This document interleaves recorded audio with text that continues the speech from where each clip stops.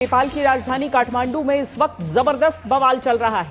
नेपाल की ओली सरकार के खिलाफ नौजवान सड़कों पर उतर आए हैं, जहां युवा प्रदर्शनकारियों ने संसद भवन में घुसकर हंगामा मचाया।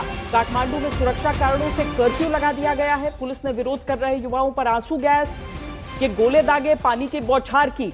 इस प्रदर्शन में 5 युवकों की मौत हो गई है, जबकि 80 से अधिक घायल हुए हैं।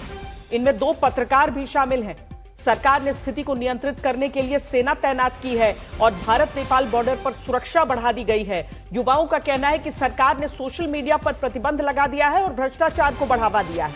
यह आंदोलन नेपाल के कई शहरों में फैल चुका है और अब तक की घटनाओं ने स्थिति को बेहद जटिल बना दिया है।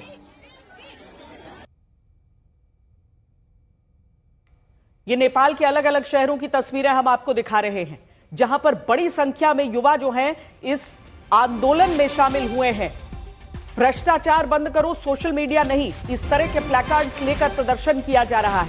8 प्रदर्शनकारियों की मौत अब तक हो चुकी है सुरक्षा बलों की फायरिंग में। गोलियां भी दागी जा रही हैं, आंसू गैस के गोले हैं, वाटर कैनन है, लेकिन उसके बावजूद कितनी बड़ी संख्या में युवा सड़कों पर निकल रहे हैं, यह आप उन तस्वीरों में साफ साफ देख सकते हैं।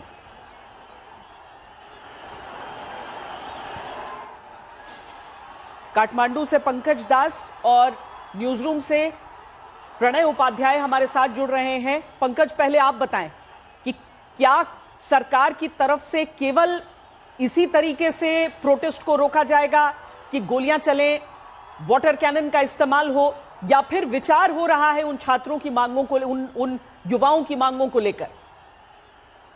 सरकार ने अभी प्रधानमंत्री ने जो है कैबिनेट की बैठक बुलाई है। इससे पहले नेशनल सिक्योरिटी काउंसिल की भी बैठक बुलाई गई है, ताकि जो काठमांडू और देश भर के लॉ एंड ऑर्डर का सिचुएशन बिगड़ा हुआ है, उसको कैसे कंट्रोल किया जाए, इसको लेकर प्रधानमंत्री के आवास पर ही नेशनल सिक्योरिटी काउंसिल की बैठक बुलाई गई है।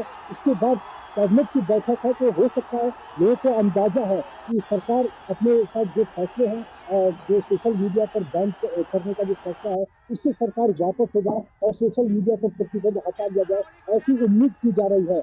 लेकिन इसी बीच मरने वाले प्रदर्शनकारियों की संख्या जिस तरह से बढ़ रही है और इसके कारण से प्रदर्शन और अधिक उग्र होता जा रहा है। जैसे जैसे यह खबर काठमांडू के बाहर के शहरों में फैल रहा है, वैसे उन जगहों पर भी, काठमांडू के बाहर भी कई शहरों में प्रदर्शन लगातार जारी है और यह प्रदर्शन जो है वो उग्र होता जा रहा है। प्रणय, इस जनरेशन के लिए हमेशा यह कहा गया कि मोबाइल फोन में पूरी दुनिया सिमट जाती है, लेकिन आज जब ये करप्शन हटाओ, सोशल मीडिया पर बैन नहीं लगाओ, इस तरह की स्लोगन्स के साथ ये पीढ़ी अगर सड़कों पर उतर रही है, तो ये पूरी व्यवस्था में कुछ न कुछ गड़बड़ी की ओर इशारा भी करती है।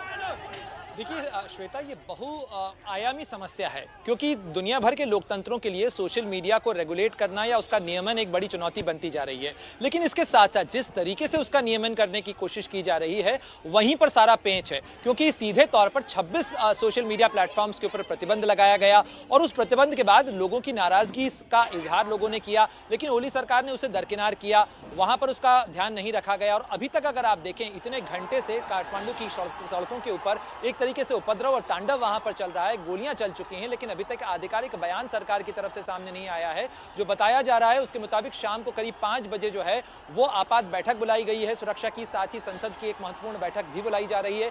जो उपद्रवी हैं या जो प्रदर्शनकारी हैं वो संसद परिसर के अंदर दाखिल हो चुके हैं। गोलीबारी वहां हुई है, 5 लोगों के मारे जाने की खबर है, 80 लोग घायल बताए जा रहे हैं। और इस तमाम अफरा तफरी के बीच सड़कों पर से तस्वीरें केवल काठमांडू से नहीं आ रही हैं, बल्कि जो रिपोर्ट्स आ रही हैं वो बताती हैं कि पूरे नेपाल के अंदर इस तरीके का प्रदर्शन फैल चुका है।